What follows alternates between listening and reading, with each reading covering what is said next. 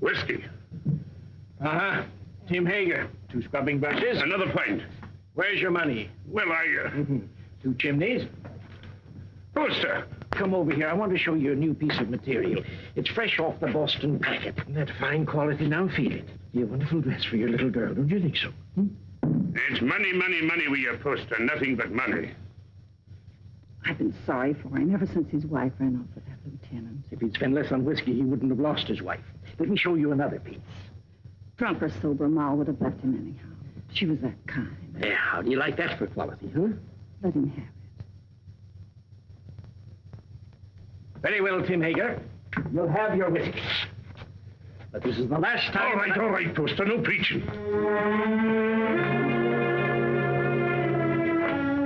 It's his little girl I feel sorry for.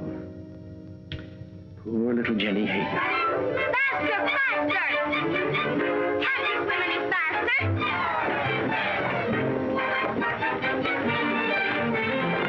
You're not even trying. Faster, faster, faster! Faster, faster! Come on, faster!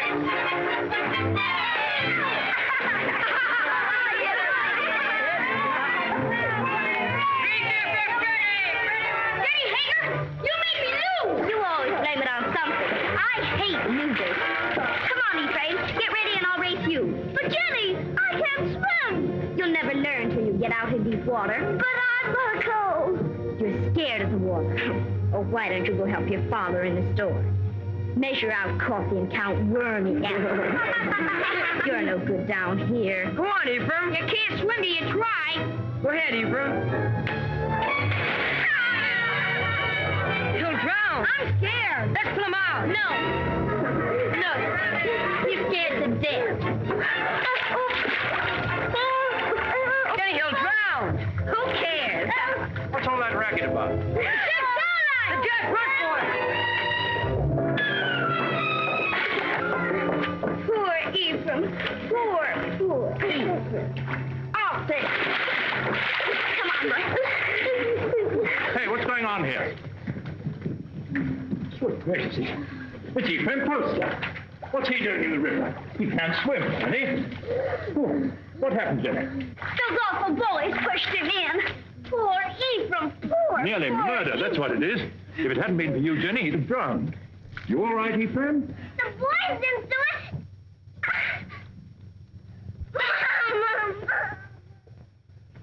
There we are. Ah, Tim, just in time. Huh? This little girl of yours is just... Tim Hager. Stumbling drunk in the middle of the day. You ought to be looking after you, Jenny, not going from tavern to tavern like... I've no wife to care for either of us now. It takes money to bring up a fine lass, Your Honor. You mean it takes money to keep yourself drunk? Papa, let Jenny come to boarding school with me. Would you like to come to boarding school with me, Jenny? Would you? Boarding school? Yes. I like that. I can't send you to boarding school, but you could come live at the house and earn your keep, I guess.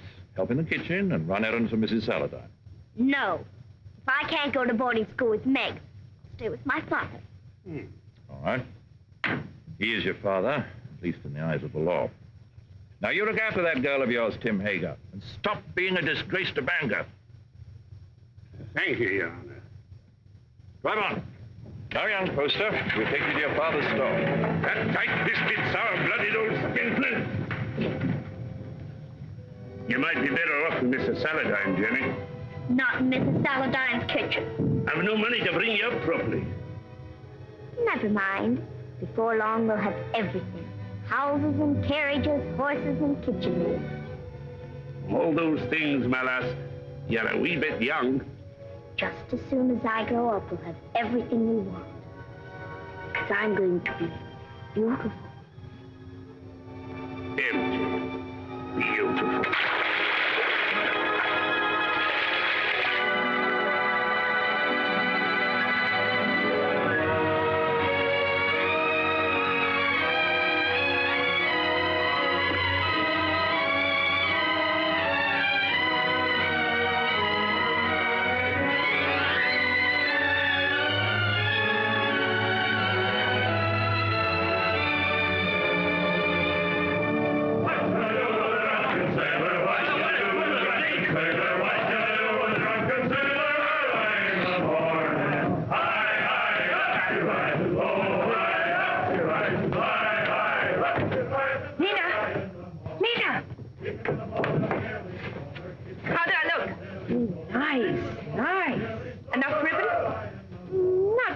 But the real ladies have different ideas. Get some more color in your cheeks. And bite your lips whenever no one's looking.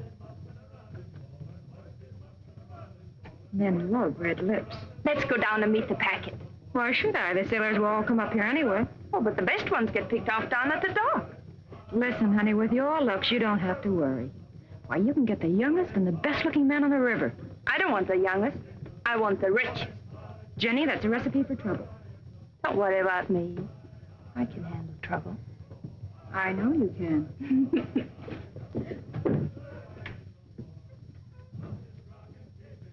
Whiskey. All right, Mr. Hager, but you needn't holler. Someone might hear you out in the street. Who, for instance? Jenny, for instance. Yeah.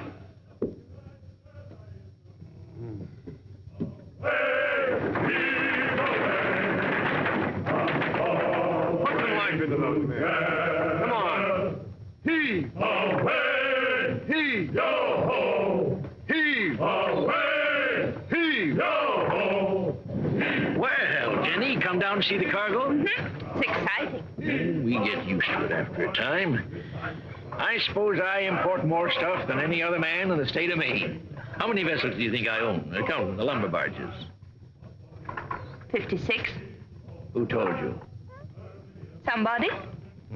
Here, have some tea. Got a handkerchief? Well, I don't need one. Take a good handful of it there. It's a present. Away! Away! The work was hard and the voice was long. The seas were high and the gales were strong. So heave ho, my lad, from Holloway to Devon. The sails are work is done. Yo-ho! I thought I heard the skipper say, "Leave her, Johnny, leave her. Tomorrow you'll get your pay." Most people think it's easy to get to be a rich man. Believe me, it's hard. Why, when I first came to this town over 30 years ago, with nothing but a peddler's pack on my back, Hey, you! You! Get away from that girl! Hey, you! Wait!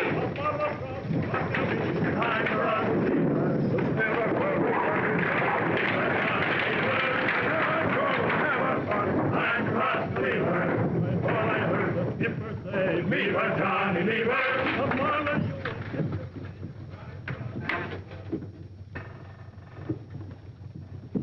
Well, I was just saying to myself, I bet my good old friend Tim Hager is sitting right this very minute in the Purple Whale and wouldn't mind passing the time of day with me. Lena, What do you want? a glass of whiskey for Mr. Hager. Sure. Go on, Tim, drink up. The next one's on me. You'll not tell Jenny? No, of course not. I promise her not to touch it. You're Jenny. You know, she's getting so she wants to boss everything and everybody. She's grown too beautiful for her own good. Why do you always wish to be talking about Jenny? Oh. I don't think I like why you always want to be talking about Jenny. Oh, now wait, Tim. Give me my rum and whiskey. We're not bringing the Jenny. I know what you're up to. I? Oh, why, I'm just a dried-up old herring. She's too young and beautiful. So is your lad. You sent him to Cambridge to keep him away from her. Ephraim? Why, he's too shy and scared of her. She's full of spirit. She's for somebody like that first mate. What first mate? Why, What first mate? why, Lewis. My first aboard the Gadfly. He's as handsome as the old Nick, that boy. When I saw him and your Jenny walking away just now, I said to myself, there's a youngster who knows his way about with the women. Where you going? Home.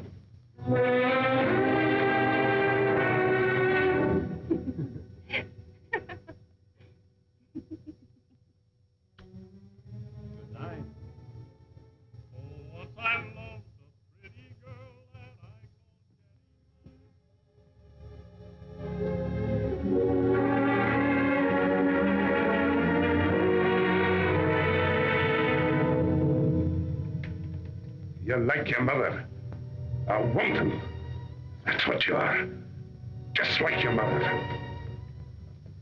You'd like to keep me here forever, wouldn't you? Well, you couldn't hold Mother and you won't hold me. But I will, Jenny. No. This isn't the life I was born for. Men like me. And it's the men who have the money in this world. When a proper man comes along. You take him walking in the dark and kill him, most likely. I know you don't want any man ever to look at me. But they do. You lead them on, Jenny. It's so easy for you to turn a man's head. Not with you at my elbow all the time. There've been dozens of proper men ready to take me out of this trap. But will you ever let me go?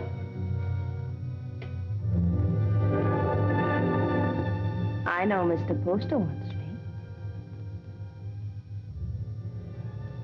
I made him want me. What do you think of that? There's a devil in it, Jenny Hager. A devil straight from the bad place. And I'm going to whip him out of here. You're going to beat me. This is one beating you'll not like.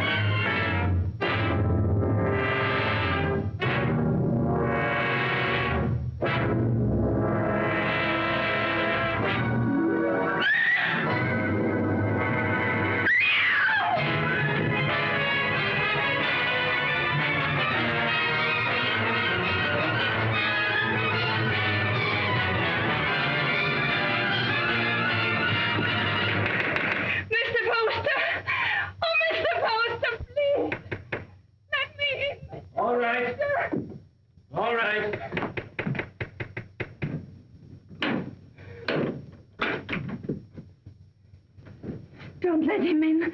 Don't let him get me. He'll kill me, Mr. Poster. What is it, Jenny girl? Who's after you? Father took after me with a whip. Land a promise, Mr. Poster. Come help her, Mrs. Hollis. There now, Jenny. Don't worry. Everything's going to be all right. You bathe her and rub some butter on them bruises and put her in my bed. Oh, that Tim Hager, he ought to be birched. That would take 6 men to do it. He's big, Mrs. Hollis, but no bigger than righteousness. If the town don't birch him, he'll be birched by the Lord. You showed good sense, Jenny, in coming to me. I'll do this. You stay outside. Oh, there now. If you keep on crying, your face will be all swole up tomorrow. And that's no way for a pretty face to be. He held me with one hand so that I couldn't move. Something you wanted?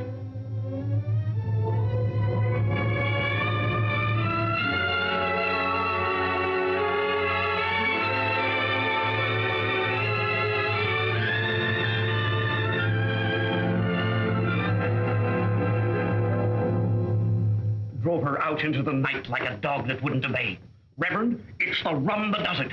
We ought to scourge every tavern keeper out of town and into the river. If I had my way... We ought to be deciding about the girl, Deacon Adams. There's been enough scourging for one night. One thing is decided. The girl mustn't go back to her father. No. Someone must take her in.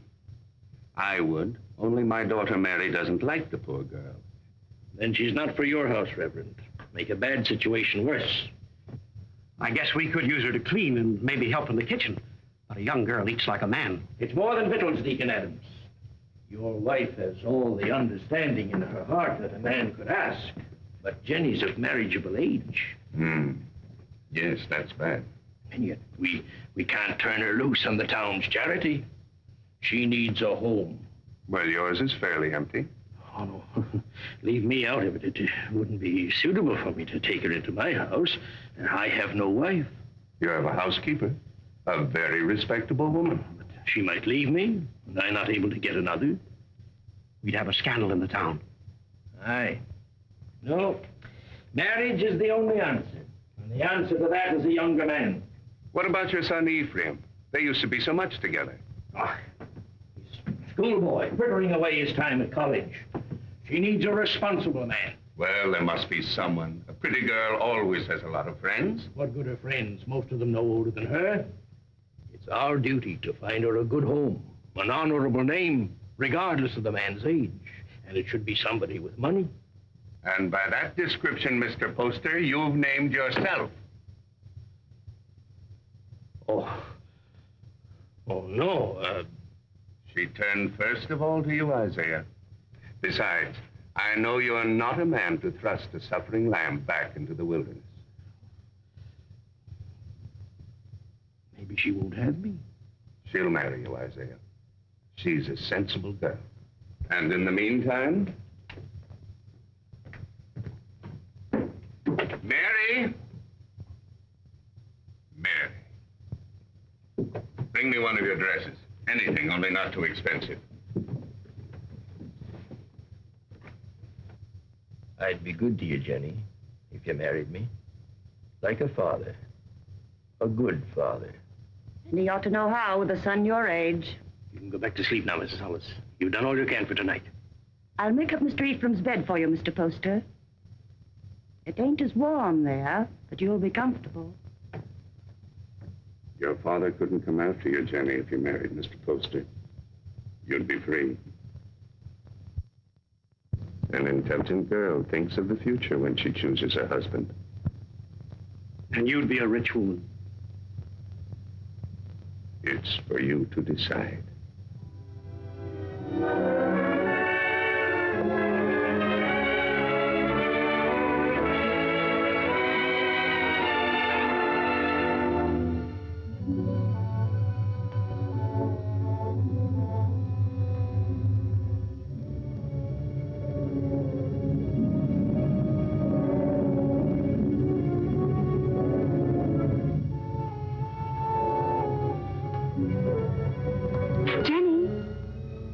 Meg Saladine, come in. Oh, if you're busy, Jenny, I can... No, don't go away. I was just ordering something from Boston. Mr. Poster's a very lucky man. This has been a very lonely house for him. Out of change. Meg, yes? Will you help me? Of course, Jenny, of course. The water glass always here. And the wine glass here. And, oh, Jenny, you'll have to get rings for the napkins. Now, the biggest plate here. Money changes everything. All I ever needed before was a knife and a spoon. But you want to be a lady. Give dinner parties and entertain your husband's friends. I'm sure Cleopatra never bothered about napkin rings. She didn't live in Bangor. Oh, that wouldn't have stopped her. Wasn't by knowing how to set a table that Cleopatra got along. Oh, Jenny. Every time I say something true about men and women, you say Jenny. Why does a proper lady have to be embarrassed about plain talk? It isn't honest, and it makes old maids.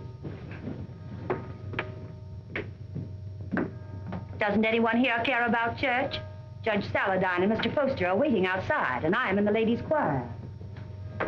Didn't apply to me, that remark about old maids. I've already met my very special gentleman. He's not anyone in Bangor. His name's John Everett. He's Wood's boss for her husband. He's a very educated man. Is he young? A little older than I am. Good looking? He's beautiful.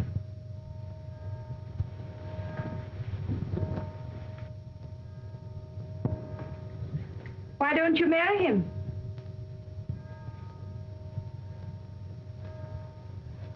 He won't. He has no money. Oh, that's nonsense. Does he love you? Yes. And you love him? Then make him marry you. Oh, Jenny, I wish I knew how. He's not like the others. He thinks things out. I'd know how.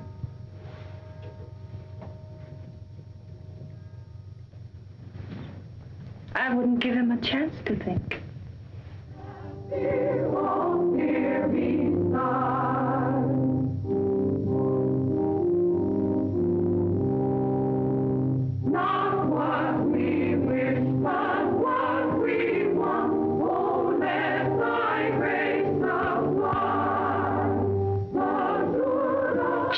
Hager. Jenny Poster.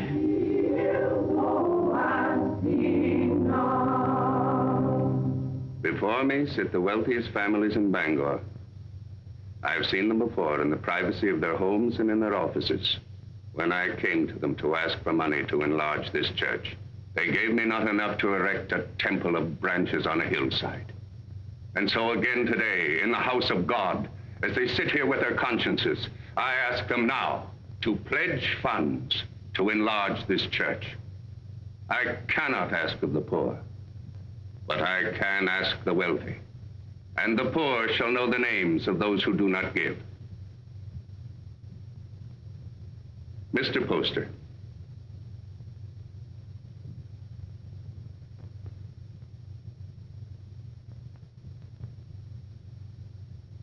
Judge Saladine?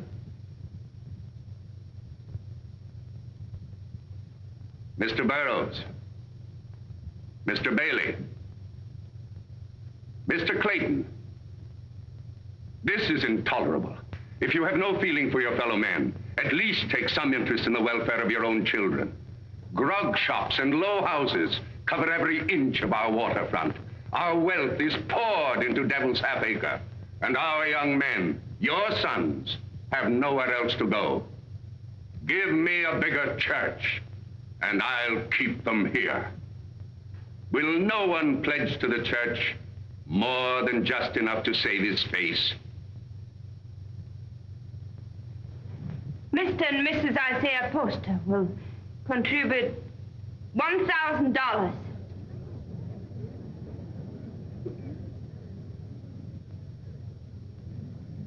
If the men of Bangor won't give to the church, the women will. Mr. and Mrs. Partridge pledge $500.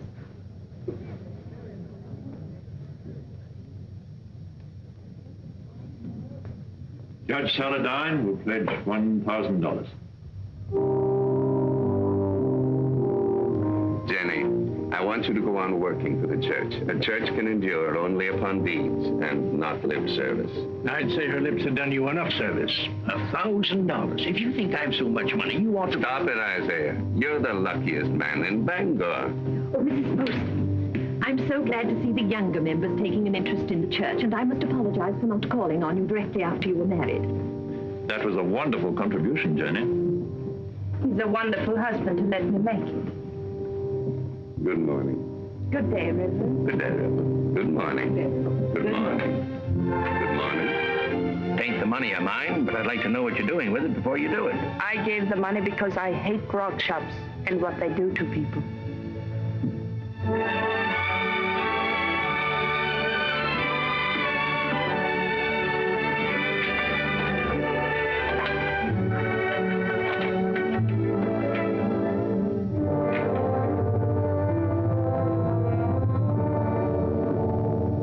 Are you, Father?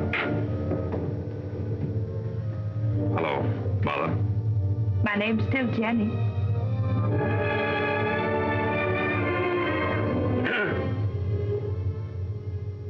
You came home, did you? I thought you'd be on your way to England or somewhere by now. Oh, England is full of architects. I knew you'd come home. Isaiah told me he sent you money to travel for a while, but I didn't think you would. I came close to it. I didn't know whether to mind your letter or mind his and go away. It's easy to see which one you thought more of. Now, why do we stand here? Let's go in around.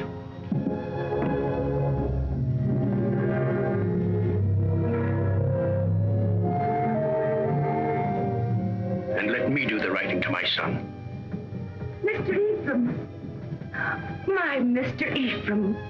Why, you've grown as much as you ever will, haven't you? Oh, I'm stunted. I don't know how to bake an apple pie in Cambridge. You'll have one every day if only you'll stay here. He'll stay.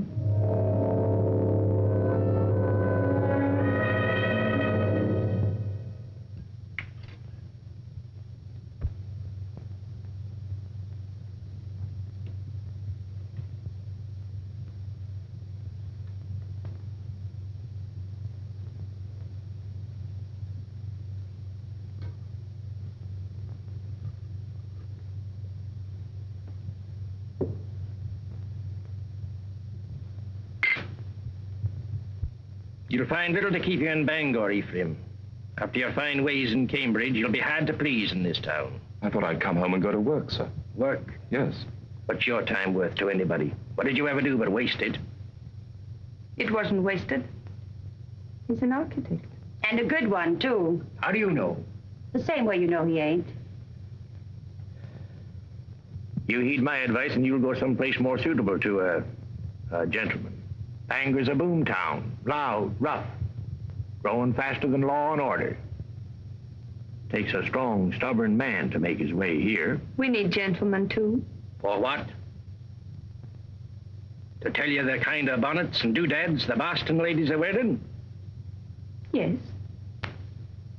A young man of fashion would be very popular in Bangor.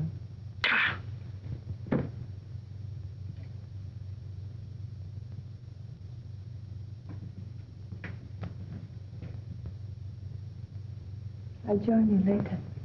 Well? Yes, Father. But you said yourself that Bangor was a boom town. Fortunes are made every day. Rich people will want fine houses. No fool in this town would waste his money on you. You heed what I said in my letter. Travel a bit. What makes you so angry with me? All I did was to come home.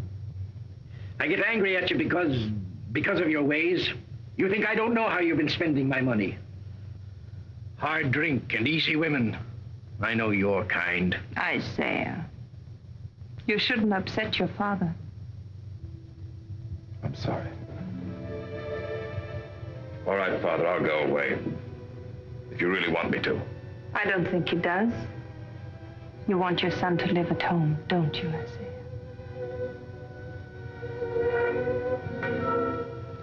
I've got a headache from all this talk. I'll lock up. It's time we all got some sleep.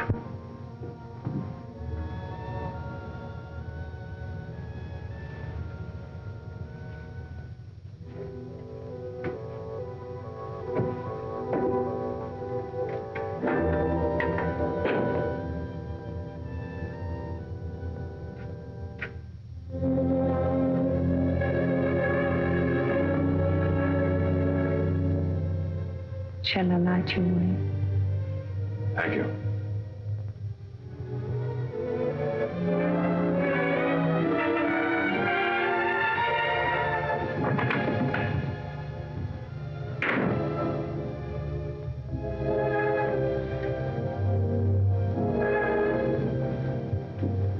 It's been a long time, Ephraim, hasn't it? A long time, a lot of changes. Did you really like that kind of woman? That kind he spoke about? I'd rather not talk about it, Jenny. I used to see them near our house before I came here. I used to watch them and wonder about them. I can see how women would be attracted to you. All kinds of women.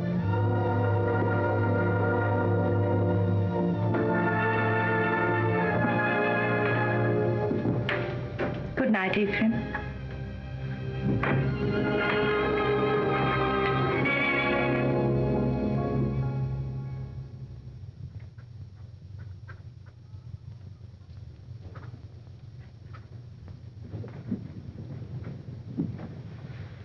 Got everything? Yes, all the groceries, but no spectacles. They're hard to find. I'll tell Dr. Mason to bring you a pair when he comes by tomorrow. All right?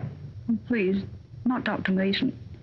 He's a very good doctor, but he won't wait for his money. You're not to worry about money. Your husband worked for mine for a long time, and if Mr. Poster wants to send you a doctor and a pair of spectacles, it's his privilege. Mr. Poster? I'll be by in a few days, and in the meantime, if you need anything, send one of your children. Thank you.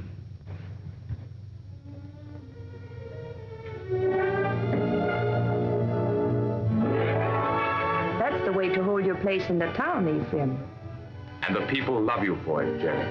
And I do want my husband and my son to be proud of me. Well, I wanted to see how you spend your days. Thanks for showing me. You've grown, Jenny. My father's wife's a great lady. I think behind Mrs. Isaiah Poster, you'll still find Jenny Hager. You remember Jenny Hager? Oh, that little ruffian? Well, she pushed me in the river right here. That isn't true. The others pushed you in. I pulled you out. Oh, that's right, you did. Of course I did. Didn't we always stick together? Ephraim and Jenny, side by side against the world. Oh, we had good times here, didn't we? Better than we knew. Shall I tell you something? I always think of this as our place, yours and mine. This is where we first thought we were in love. Yeah. Silly, wasn't it? This is where you came to tell me your father was going to send you off to college. Yeah. And I said it was because of me. And I said he'd never separate us by sending me away. Oh, Jenny, the things I said. Because if you'd been home the night I came to your house, I would have been married to you now.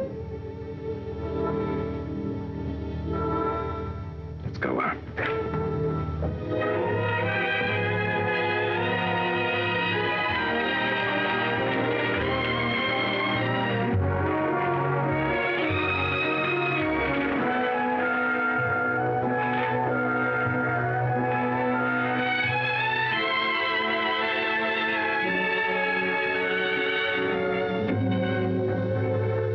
Come into the store and wait on me the way you used to. Another time, Jenny. I want to go up and talk to Father.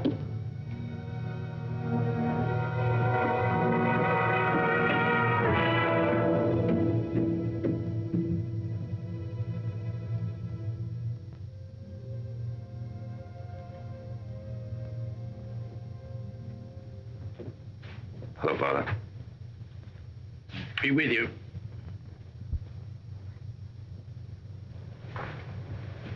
What you been doing all day? Oh, driving Jenny around. Mighty popular in Bangor, isn't she? She does a lot of good. Spends a lot of money, you mean? If you really minded, you could put a stop to it. You're very happy with her, aren't you? Yes. Well, I'm going to take your advice. Bangor's no place for me.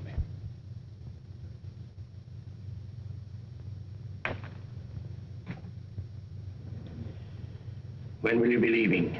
Right away, before the river freezes. I thought I'd spend the winter in Boston and then go off to Europe in the spring. I think your father needs you here, Ephraim. Why, Jenny, you feet like a bird. I didn't hear a sound. You want him to stay, don't you, Isaiah? Why don't you tell him you want him to stay? Can't you be honest with your own son? I'm honest with everybody. You might be of some small use to me if you stay on. But if you don't like it here, get out. Only don't come meeching back again. If you go, I'm through with you. I'll take you home.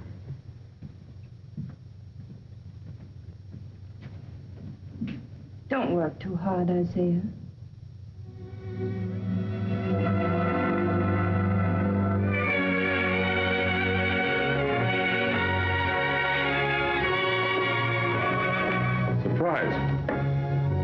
When Bangor's Lady of Mercy goes out to deliver her packages, her sleigh should fit the season.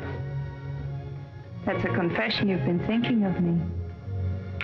Of course I think of you. Yet you've been avoiding me. Careful. Paint. Put it down.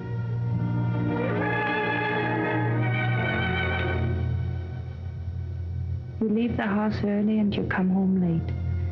You never walk into a room where I am unless someone else is there. Why? Jenny, we shouldn't be standing out here like this. We might just as well be out on Main Street. Anyone could pass by. They wouldn't think anything wrong of it. You wouldn't. If you weren't thinking of me as you do. Jenny, you're married to my father. And his son loves me. He's been so good to both of us. His son has always loved me. I should have gone away. But you couldn't. Because you love me. Yes, I've loved you since before I knew the meaning of the word. The day I came home, the time you kissed me.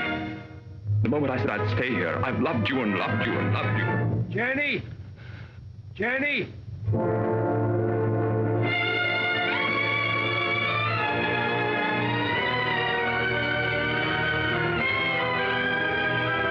Jenny! Father's very ill. Send for a doctor.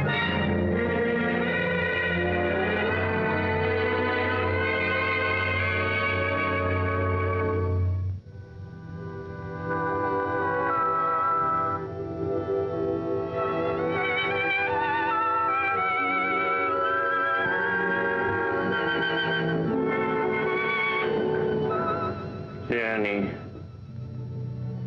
Yes, Isaiah, I'm here.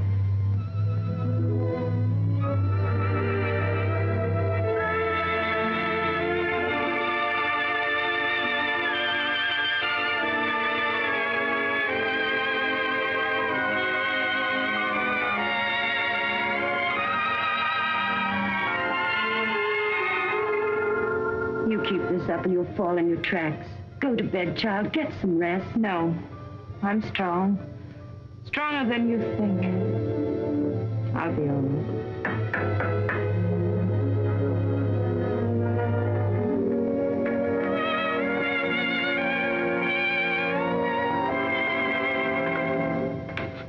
How is he? Just the same, sir. Is there any possibility of speaking with him, Jenny?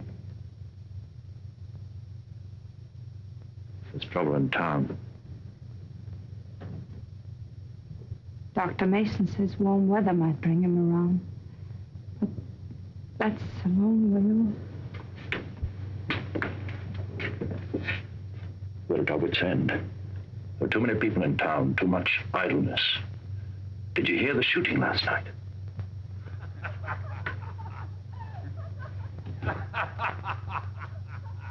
That's the sort of thing we're up against.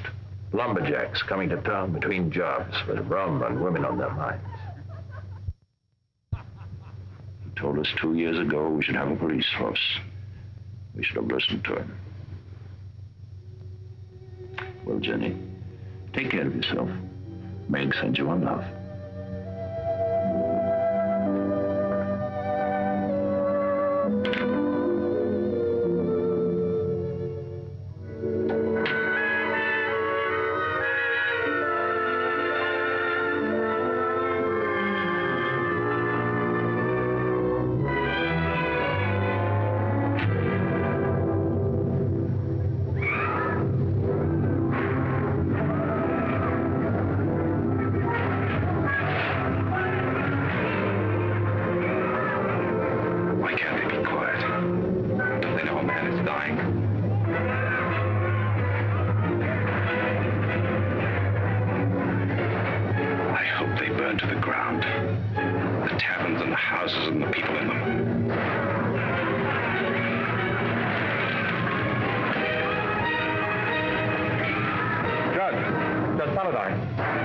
There you are.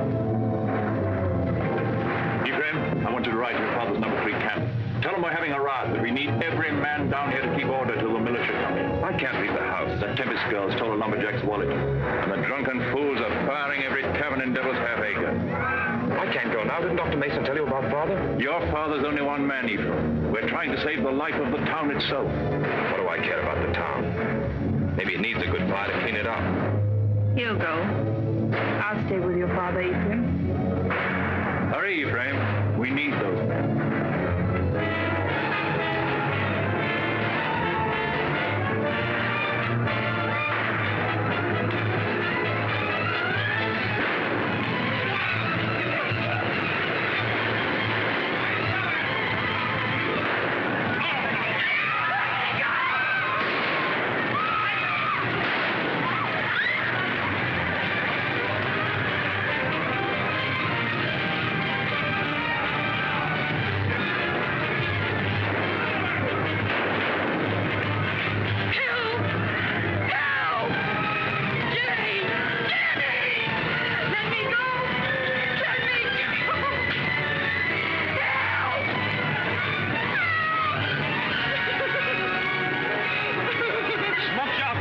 my money? I didn't take it. I didn't take it. Where's my money? Let's give her a band. That'll lose that tongue. Let her go. Keep out of this, ma'am. People are getting hurt. I didn't steal his money. He was drunk in the back room. I only came in to take away the glasses. Anyone might have been there before me. It has to be mighty fast to get in a man's pockets before you. $100 a hole when there's work. I say dip her in the river. Come on, what you do with it? Oh, Jenny, let her go. I'll give you the money. You're Mrs. Poster. Yes. It's nice to meet the gentry, ma'am. But I'm not so sure I'll be happy just to get my money back. We want to know what's going to happen to her. Since I'm giving her the money, it's my right to decide that. Why do we give and gamble about it? There's the girl, there's the river. Let's give her a bath. Wait. We'll be waiting for your store to open in the morning. The money isn't there. We're coming up here and collect it.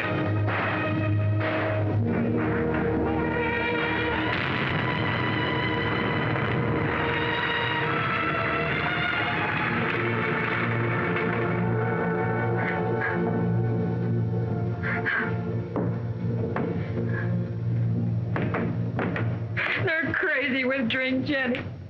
Burning and shooting and stabbing. I didn't take that money. Why, the town's so full of thieves and pickpockets, it could have been anyone. They were going to tar and feather me and hid upstairs under the rafters and burn the place to the ground.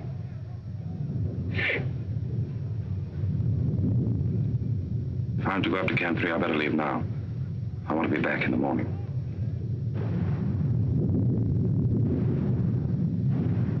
Oh, Jenny, what am I going to do now?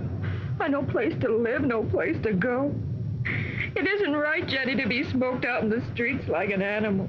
I don't want you to worry about it, Lena. I want you to rest. Lena, do you remember the house I used to live in? Well, I want you to stay here for the night, and tomorrow you move in there. Won't cost you a cent, and if anyone should bother you, you come to me. Oh, you're good, Jenny. That's why you come up in the world. That's what I tell everybody about you.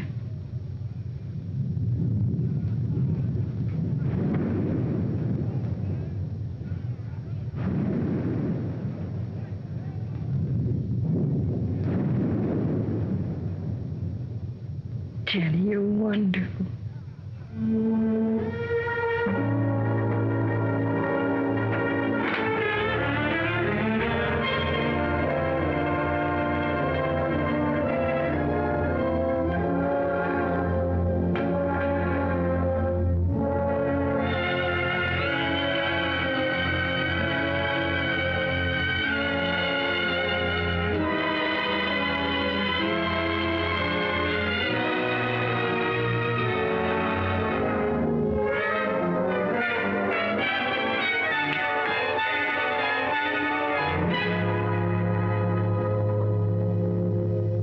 Are you going to take the carriage or the brown mare? I thought the mare would be better. You'll be careful, won't you? I don't want anything to happen to you.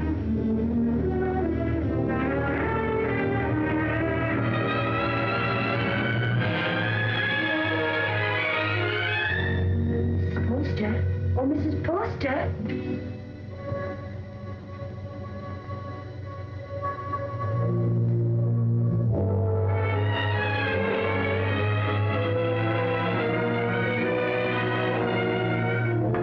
Yes, the fever's broke. He's breathing better. He's going to get well.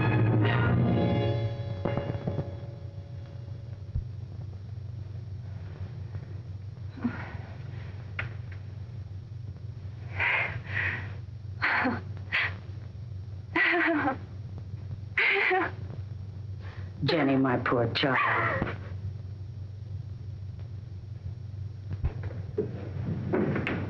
Has Mrs. Foster gone to bed? Does she ever go to bed, the poor child, nursing and tending her husband? Tell her to come to the Saladine house. The girl will need her. What's the matter? Judge Saladine got into the fight. Hurt? Dead. Ask Mrs. Foster to come with us. It needs a woman to tell the girl. Mrs. Foster's been under a great strain. She's gone through enough. You better get someone else. Wait.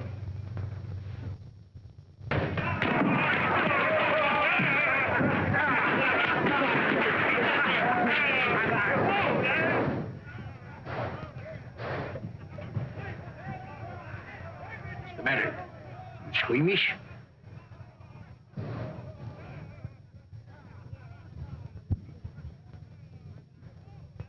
still fighting. Can't someone ask for permission to bury the dead? I did. So we all sit about and wait for the liquor barrels to run dry. The loafers and drunkards have taken over the town. And for 3 days, a man like Judge Henry Saladine can't be carried to his resting place. There's a fine victory for rum. Don't talk like a fool. Those woodsmen come in from the timber. They want some excitement after the winter's work. You take away their pleasures, they'll go to work in another part of the country. It only proves that we've got to have a police force. Some sort of city government, that's all. You've been too tolerant a man, Isaiah Poster. Too interested in lining your pocket. When my lumberjacks come down from the hills, they'll patrol the town till we get him decently harried. Why don't you lie down for a while? You worried about me, Jenny? That you'd found out what kind of a tough old tamarack you'd married.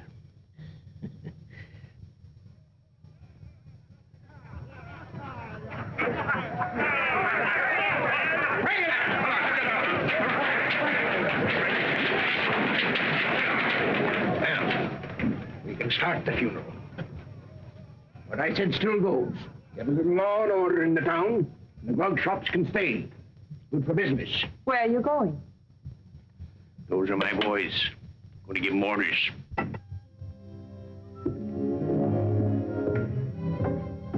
Look.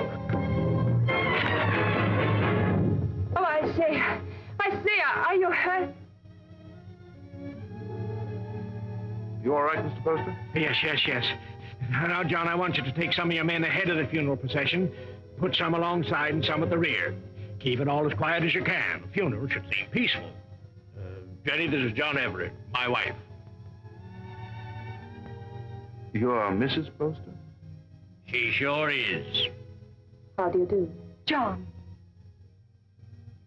I thought I heard your voice. Meg, Darling, I'm glad you're here. it's terrible about your father. I hated your being alone when it happened. I pretended to myself that you were with me. It gave me strength. But if we don't have the funeral soon, I'm afraid I'm going to break down. Reverend, we can start now. I'll tell the others. There'll be no more trouble. Now John's here.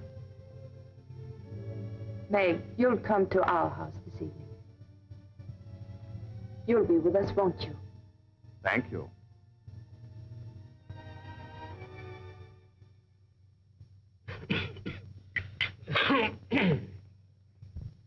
No, those aren't my after-dinner pills. These are for my spleen. Let me look again. I'll find them in a minute. And bring a glass of tepid water. Yes, Mr. Poster. Shall we go into the parlor? No, Jenny, leave them alone. You know how young folks are. John has to go back to the camp in the morning. Go back? Yes, of course. Darling.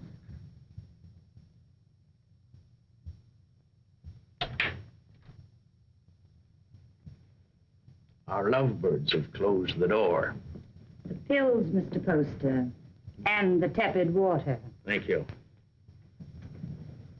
Huh? Why must you send him back when he's the only man who can keep order? Because I need him up at the camp. He's a woods boss, not a policeman. Of course, if your business means more to you than the safety of your home and family. Jenny, he's got to get that timber cut. That's all there's to it. I'm sorry we were so long, Jenny. I thought you and Mr. Poster would come in. I wanted you to be alone. Surely you can stay in Bangor a few days. I'd like to. She needs you. But I'm afraid I'll have to be away for a little while. She won't be alone. I'll take care of her. Till you come back. Thank you. That's very good of you. I don't want your father to trade these for whiskey. They're for you and your sisters. Mother said to say thank you and God bless you. I think you ought to go around to the kitchen and thank Mrs. Hollis. After all, she feeds the chickens. And there's room in the basket for a slice of pie. Would you like a ride in my carriage, Jacob? I could drop you off on the way home. As soon as I get the pie.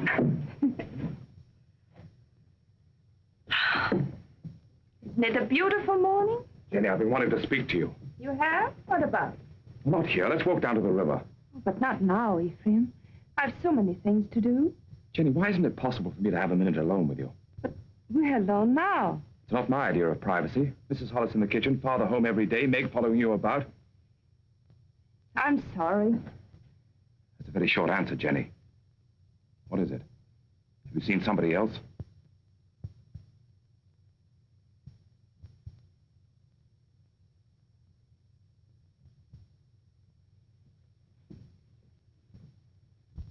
They stole nearly 10,000 feet of first-run pine. Where? Upper Big Bend. And there's not a trace of who did it. Mr. Poster, unless you get the law to step in, there won't be a choice tree left in that whole section. Law. I own that land, and I'll make my own laws. I've got to make a trip up to the hill countries. Timber pirates. I want you to come with me. Me? It's time you saw what pine on the stump looks like. It's my business, and you ought to learn it. Come along, I'll get you something to eat. Thank you.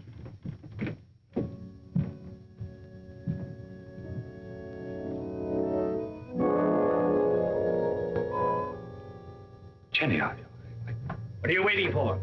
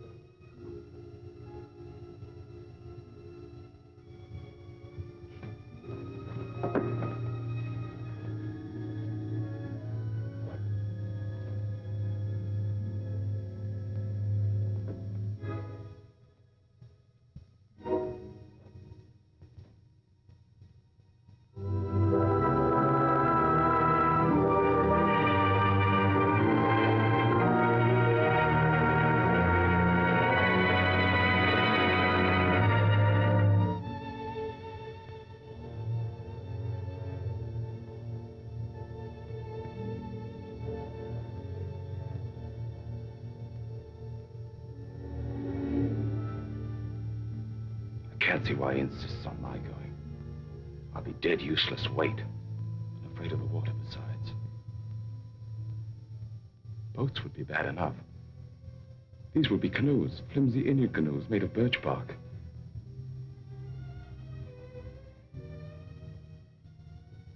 Jenny, I can't admit to him that I'm frightened. Tell him not to take me along or not to go at all. I told him I wasn't cut out for that sort of life, that I'd be more of a burden than a help. But he's so stubborn, Jenny. How long must he live, Ephraim?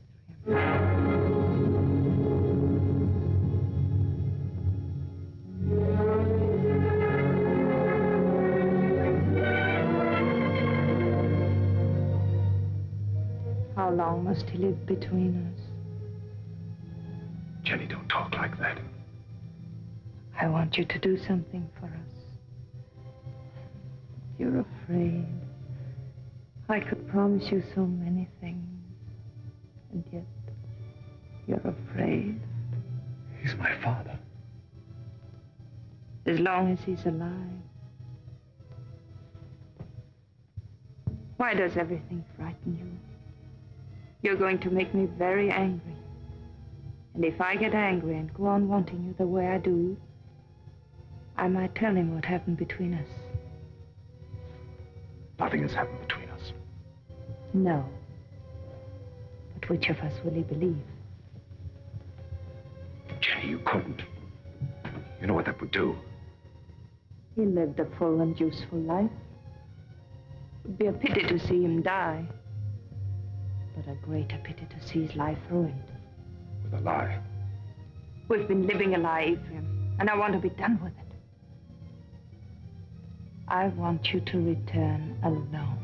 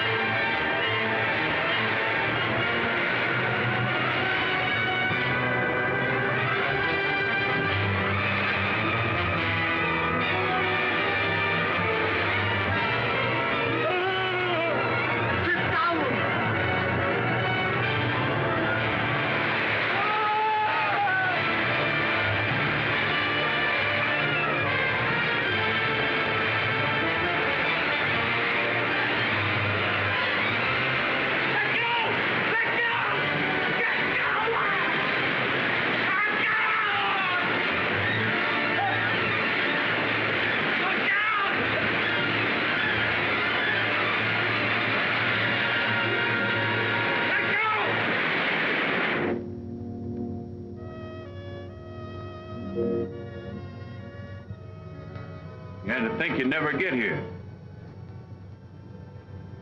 Where's the old man? Where's your father? What happened? What happened? You make old man die. Now, we go through swift water. Be afraid. We stand up in canoe. And the canoe turned over. Mr. Poster was too weak to swim. They fought to see which one would get that bailing bucket. I guess you can see who won. He's dead? I guess he is, ma'am. Where's his body? Must have settled in the quiet water further down. I'm sorry, but we hunted all we could. I'm sure you did. That's the whole of it. Except what Mr. Poster here can tell you. If they hear of anything, they'll let you know. Thank you. Jenny, believe me, it wasn't my fault. I was afraid. You know how afraid I am of the water.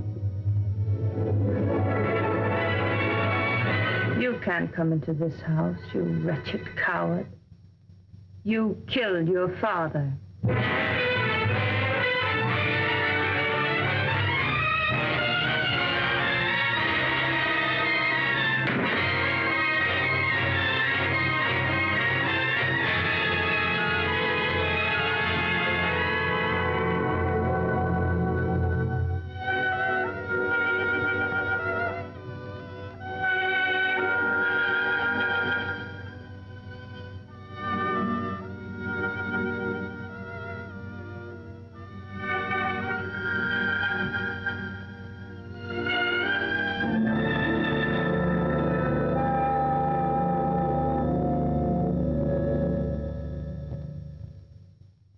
Was a fine businessman, but it never occurred to him to provide for the handling of his fortune after his passing. Well, there'll be no cold on Friendly Bank telling my woods bosses what to do. No disrespect intended, Mrs. Poster, but it's a man's world we live in up in the woods, and we don't rightly see how a woman fits in. Duncan's right. Right, man. You'll go right on living in your world without interference. I'll own the properties. You'll take your orders from your superintendent, John Everett. That's fine. That's fine. That's a great honor, Mrs. Poster, but My husband would have selected you, so I'll do it in his place. Thank you for helping me, gentlemen. This will be the first time I work for women. Down in there.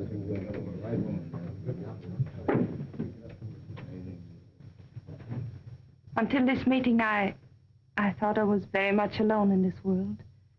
Mr. Poster was a fine man. It'll be an honor working for his lady. We won't give you any trouble, Mrs. Poster. Good day, ma'am.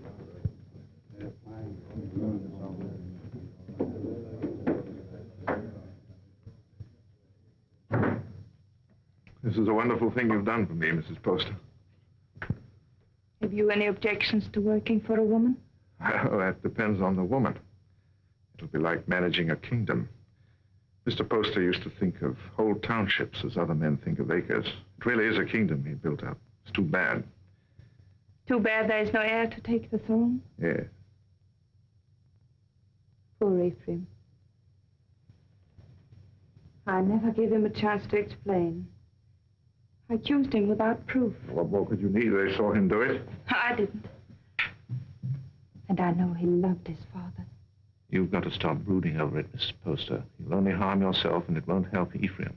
I saw him on the street last week. He was drunk.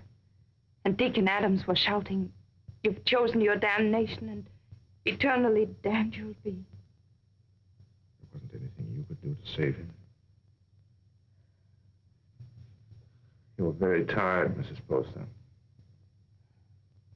I won't be after today. I've placed my troubles on your shoulders. Please carry them well for me.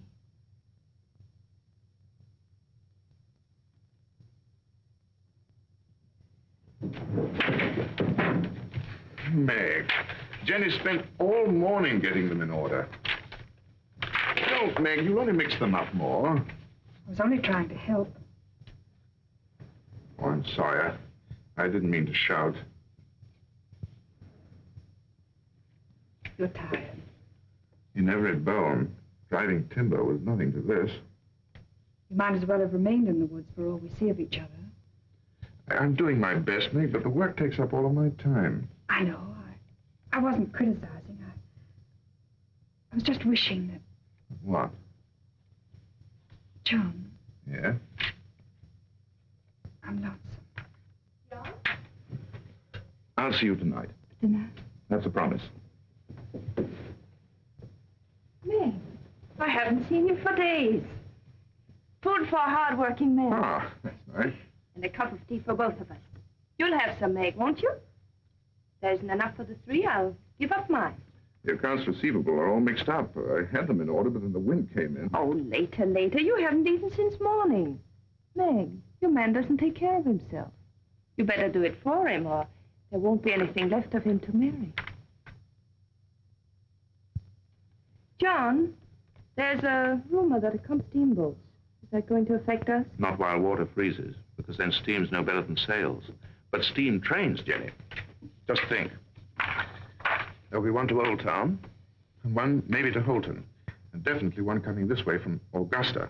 And we can load our wood right on our own trains and get into market weeks before the ice breaks. We'll outsmart everyone in the business. There'll be no stopping us once we get started. Jenny, you'll be the richest woman in New England. Then we'll have to make you the richest man. What's happened to Meg? Meg?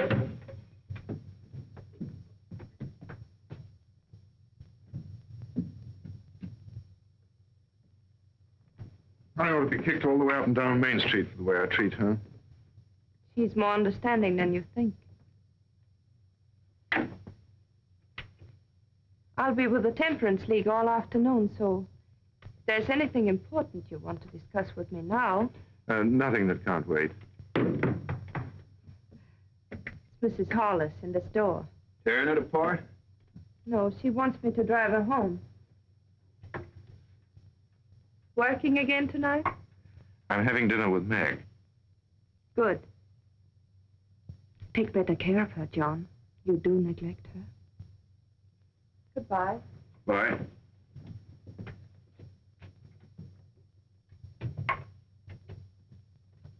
Camp 3. Thank you. She's a wonderful woman. Someday I'm going to pull a bottle out of his hand and bash his head in. What are you talking about? Young poster. You should hear the things he says about her. Has he been talking about her? Why, that drunken little... I've seen her nearly sick with worry over what he's doing to himself. Find out where he stays. I want to see him. Poster, are you in there?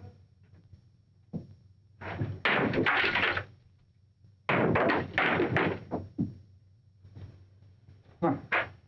I must be making trouble. Much more than you're worth. I'm worth very little. What happens to me now? You beat me up yourself or some of the boys outside? Come in, drinks for everybody. No one out there. We're alone. That's much better. No witnesses. I had witnesses when I killed my father. That made her very angry. When did you last eat? I have my food. How do you like your new job, huh? I like it. She hasn't got you hooked already, has she? You'll kill yourself drinking all this stuff without any food inside you. Come on, let's get something to eat. You're doing me out of my dinner. She doesn't know I'm here, and she didn't tell me anything. That's a lie. No one does anything unless she's back of it. I knew what was going to happen. I was afraid of her. I wanted to leave. She didn't have to worry about that. I wasn't man enough to run away. You in love with her? I happen to be engaged to someone else. What difference does that make? Jenny was married to my father. She told me one night she'd marry me if he died. You don't believe a word I say, do you? Well, like everybody, no one will believe me. Go on talking. The night before we were due to start, she made love to me till I was nearly crazy. You don't believe that either, but it's the truth. I've always been scared of the water. Even when I was a little boy, Jenny knew that. I was scared in the canoe on the trip, and I couldn't eat or sleep anyway from thinking of her. I only remember being in the water with a bathing bucket holding me up, and somebody grabbed for it. I beat him off till he sank and drowned. I didn't know who he was.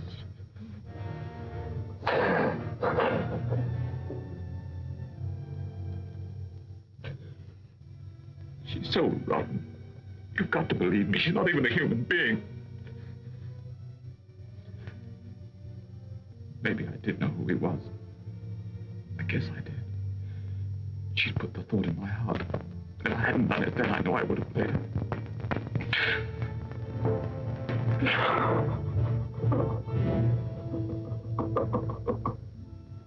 I don't know what you're talking about. You didn't make him love you? But of course I did. He was my husband's son. I wanted him to love me. That isn't what he meant. Was he sober when he told you that? Jenny, don't you think I know when a man is lying? Before he talks very much more, you better prove that you had nothing to do with him. Prove? To whom? To the town. The town. Is that what you want? Come back with me to his shack. I want you to face him. Now. But... the rain. You know what happens to the roads in the rain? Yes. They get very muddy. But they don't change their direction. Good night. Oh, no. It isn't that I'm afraid. You mustn't believe him. Please. All right. I'll go.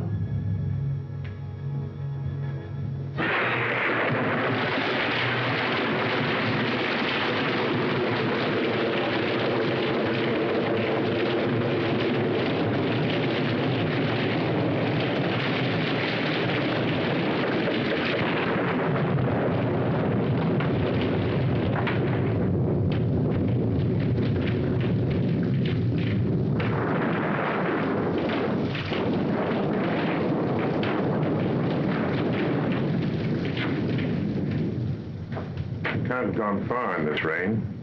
We'll wait for him. I'll put the horses in the shed if you'll light the way.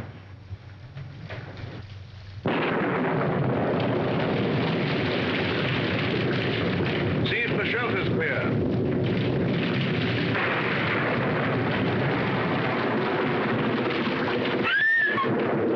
What's the matter, Jenny?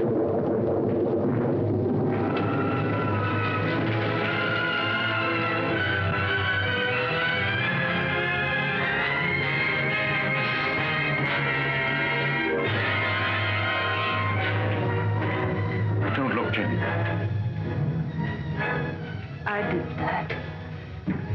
I drove him out. Jenny. Don't say I didn't do it.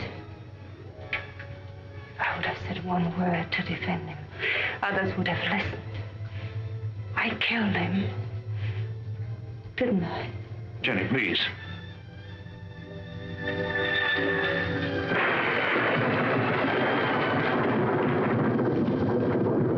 Go inside and sit down. You're shaking.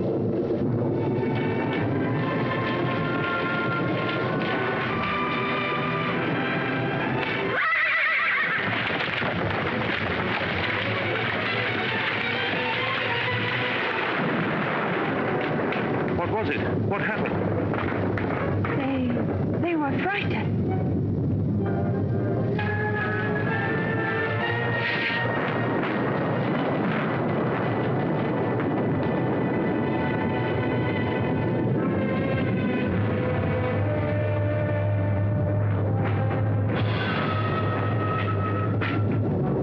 We're 10 miles from town.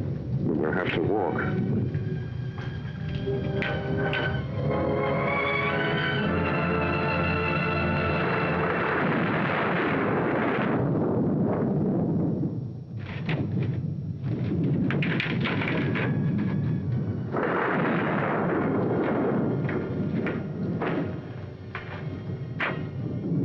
understand how Ephraim could have done a thing like that. It isn't atonement, it's running away. And you can't run away from the hereafter. It's not Ephraim who's upsetting you. It's because you're here with me. Well, aren't you worried about your reputation? It's a small thing to worry about. After that, You better try to sleep.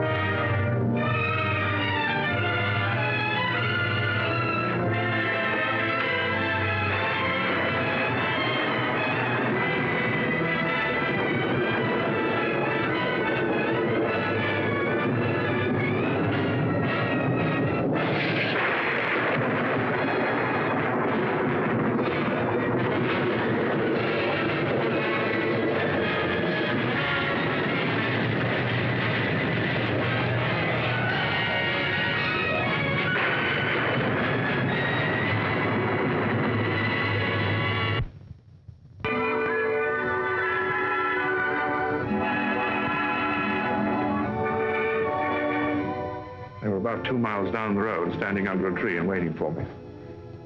and the carriage? Just a broken axle. I can fix it in an hour.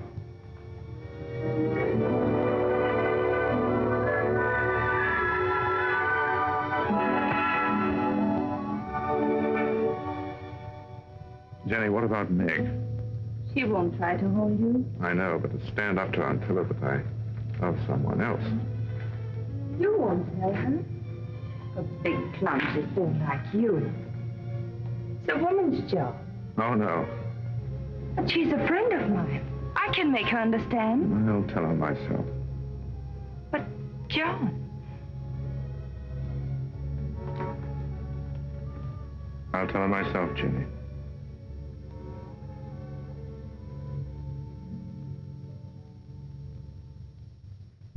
it must have been the storm. That's the only way I can explain it. The storm and the excitement and the lightning struck us. What more can I say? It's nice that we're such friends. Makes it easy to talk this over. There's nothing to talk about. I love him. But if you still want him, he's yours. You know that. You know I'd give him back to you if you asked me to. I suppose I'm a fool. Why? I should have realized that when he said he loved me, he must have said the same thing to you just the day before. No, he didn't. He never said those words to me. I thought it was because he was shy.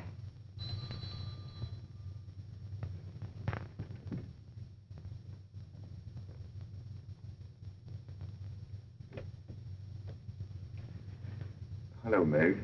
Come in. I just wanted to explain why I didn't come to dinner last night. Right after you left the office, Alex Duncan came in.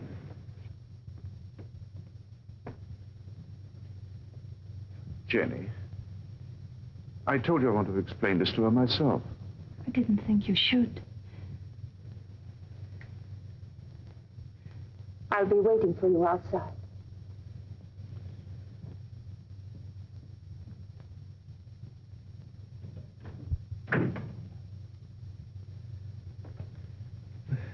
I didn't want it to happen like this, Meg. I wanted to be the one to tell you. I don't see what difference it would make. It's the Same story, isn't it? I suppose so. When will you be married? Right away?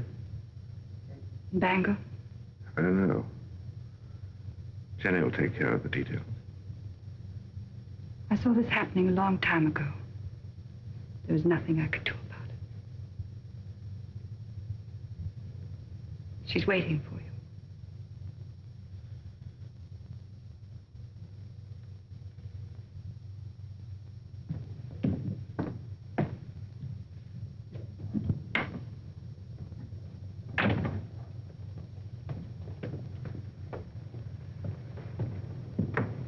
Jenny, how could you do a thing like that? I thought if you came here alone, you wouldn't come back to me.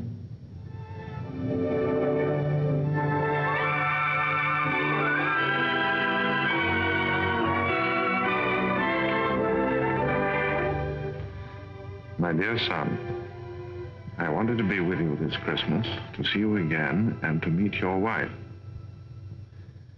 But all your brothers are bringing their families here, so I can only send you this ring in my place. It was given to me by your grandmother to be passed on to the wife of my eldest son, and I know Jenny will care enough about it to do the same. Will you? What if we only have daughters? We'll have sons. I have made up my mind. What else does your mother say? She talks about my brothers and how deep the snow is, and then she says, "A Merry Christmas to you both, my dears. The Lord bless you, Jenny, and make you fruitful. My arms ache for John's first boy." Your mother must be a wonderful woman. I hope that someday you'll say I'm just like her. Well, that won't be easy. Mother had 9 sons. What a lot of boys running about the house. Must have been very uncomfortable for her. Oh, she loved it. She would have been uncomfortable with a small family. The Everetts run the numbers.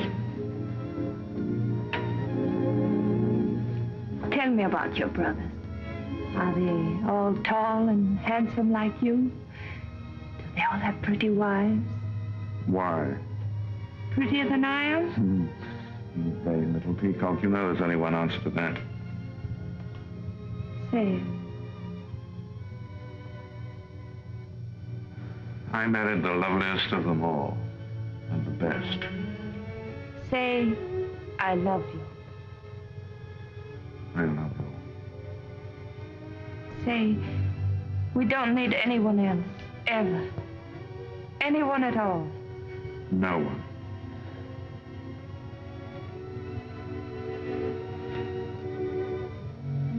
I always lose happiness.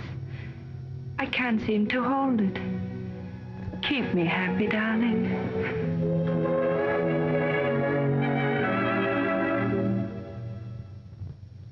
There's no reason why this should happen to you. No reason why it should happen to any woman. Quite often, nature seems to fumble, Mrs. Everett, and doesn't make a person complete. We can't even hope in a year or 2 or ever. Not in my opinion. Of course, you're free to consult with another doctor. I can give you the name of a very fine one in Boston, and I know of another in Philadelphia. I believe you. You mustn't decide, my dear, that the future's altogether dark and empty. You can adopt a child, you know. It should give some release to your normal womanly emotions. I want a child of my own. You won't talk to my husband, will you? I'll tell him myself when I think it's the right time. Of course. You see, he wants children. He's very fond of them.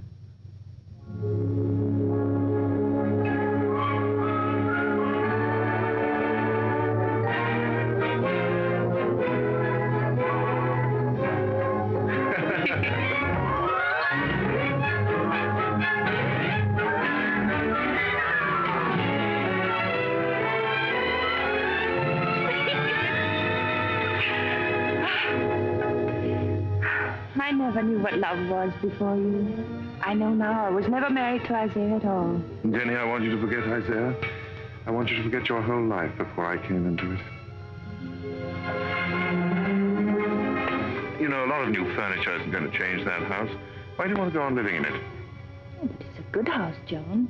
It'll stand for a long time. At least until we know just where to build another. Well, I'm not finicky about where it'll be. I just think you want to go on living in that old tomb. What do you say, Jenny? Should we start building our own house? But that is our house. Belongs to Isaiah Poster. Let him keep it. Oh, but he's dead and he left it to me. Long him and his son, and it's full to the roof with sorrows. I want to get out of it. I want new rooms and more of them. And for the sake of our children, I want light and air. There are enough rooms now. Which isn't the right house, Jenny. It's too close to Devil's Half Acre. It isn't the place to bring up children. There won't be any children. Nonsense. Is it? Ask Dr. Bailey, he'll tell you.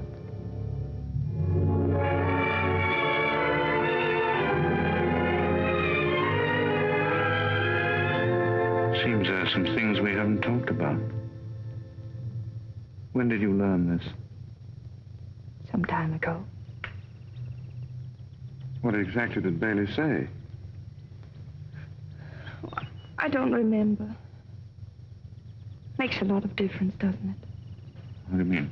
Between us. Doesn't make any difference at all. There are many things a husband and wife can live for. That's very sensible, but I wonder what you'll think in a few years from now. I'll think that you're more beautiful than ever, and that I love you very much.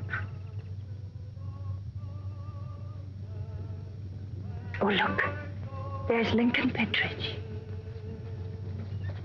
He's a great man. He has special powers.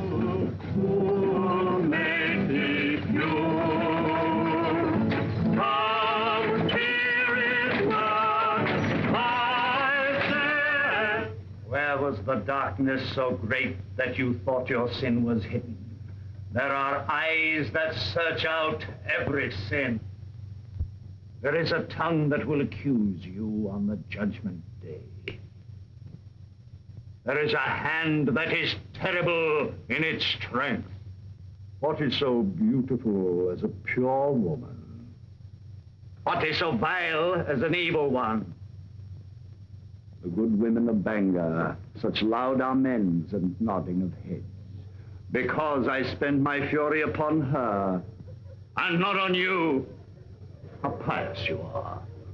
How good with your eyes cast upward. Can one of you step forward and say, "This is my soul. See how it shines"? Can one of you hope to escape the terror? How sweet are the ladies of Sodom and Gomorrah. How sweet in silks and satins and laces and ruffles. Here in the house of God. How costly must be the perfume that will not let you smell brimstone. What great secrets are among you? Who is named Vanity? And who is lust? What woman has put away her husband? Which of you has taken a man from her sister? This is your sister. Come forward and sit with her and be counted. You cannot hide behind your beauty. Your beauty has made you evil, and evil destroys itself. Your soul will become naked. The truth will be revealed. Confess now, while there is yet time. You cannot escape. You can never escape. There will be no sons to mourn for you, no daughters to weep for you. Evil does not propagate itself. It withers in its own fire and is consumed. The lips of a strange woman drip honey. and her mouth is smoother than oil. But her end is bitter as wormwood, sharp as a two-edged sword.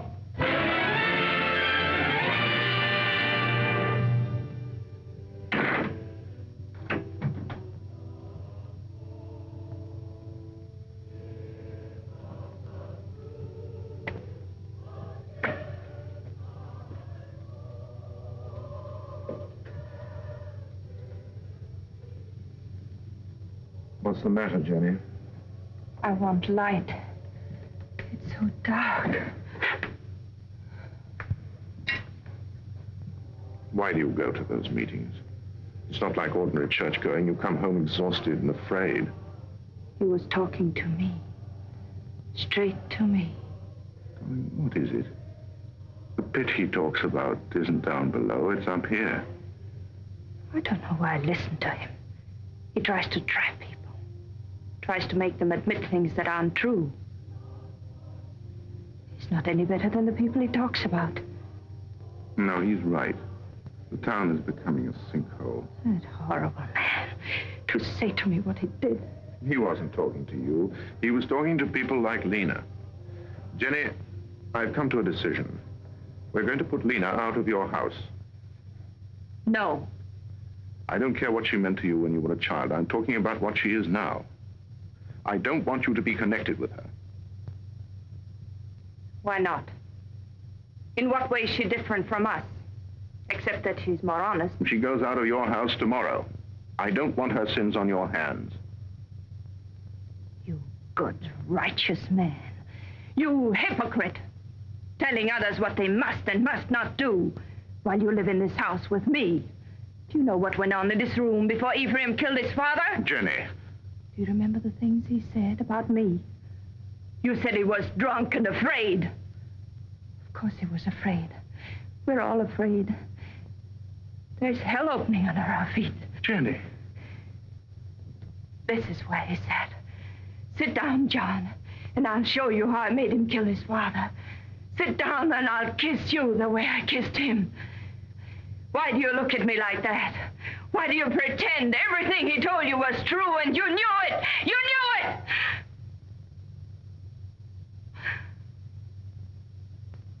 Oh, I don't know what I'm saying. Oh, I'm sorry. I'm sorry. Go to bed, Jenny. Please go to bed.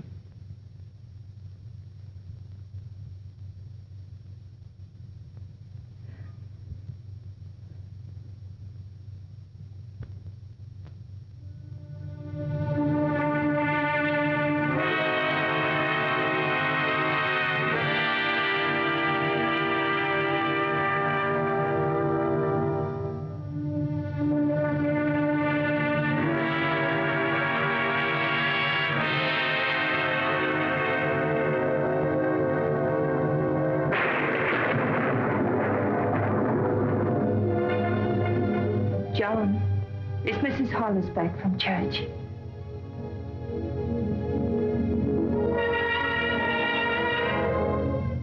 John, it's time for bed.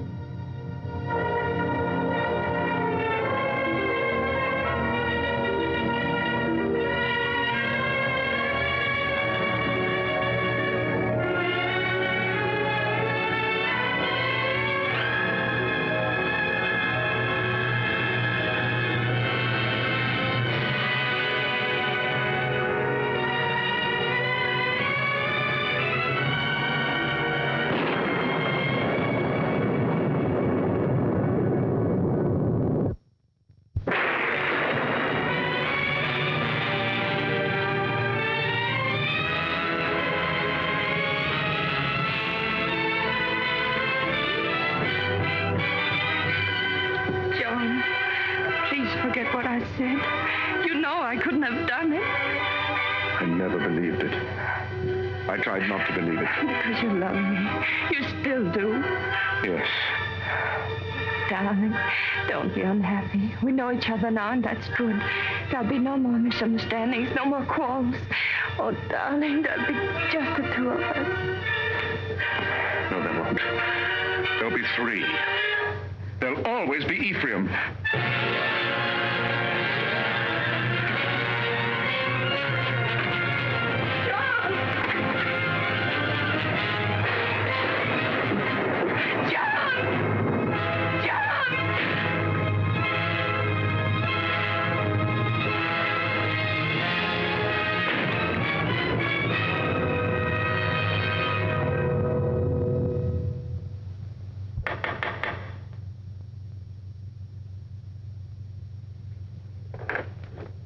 Oh, come in.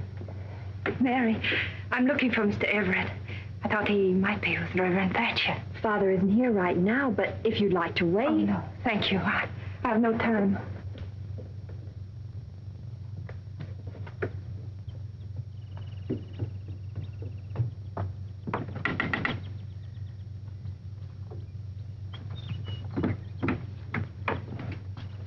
Good morning. Is Miss Saladin home? No, Mrs. Everett, she went out. Has Mr. Everett been here? Oh, no, I haven't seen him. Thank you.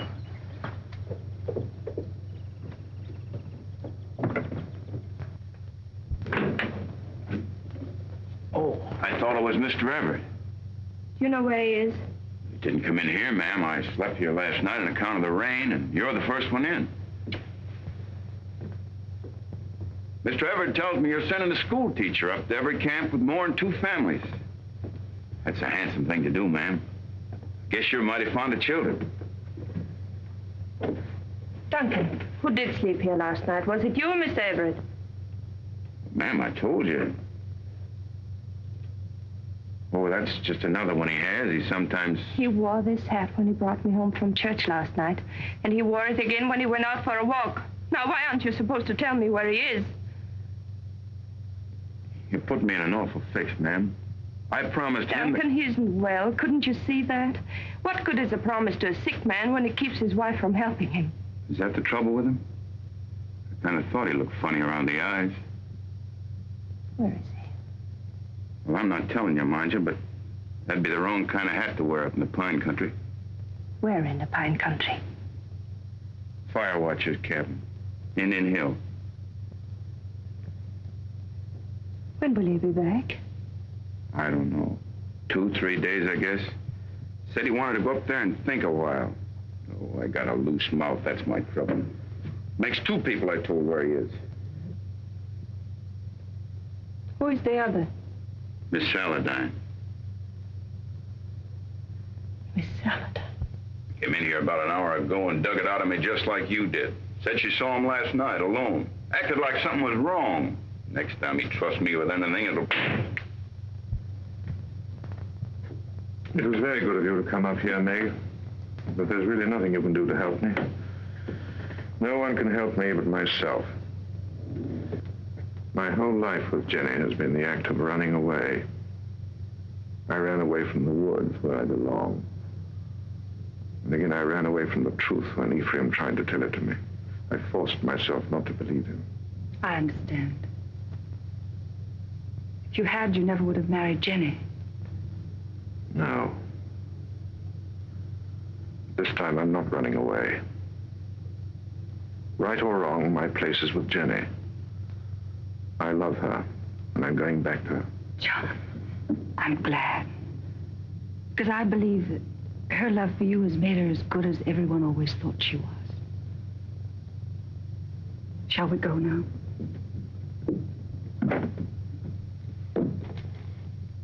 Jenny will be anxious.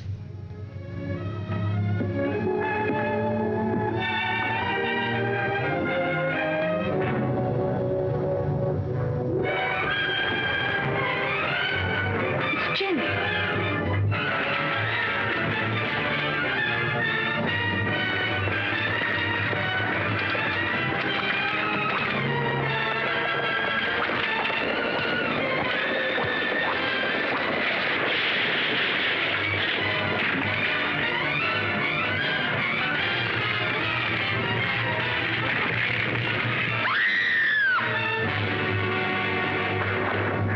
Jenny.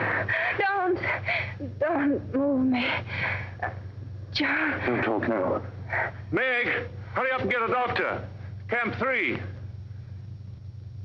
I saw you with Meg, and I know. I tried to hurt you. I wanted to hurt you. Don't, Jenny, lie still. You don't know how I loved you so much. I'm afraid. Oh, John, where will they bury me? Jenny, don't talk about dying. Don't let them bury me with posters. Oh, Ephraim, don't let them. Jenny, you're going to be all right. There'll be a doctor along, and we'll take you home. I know.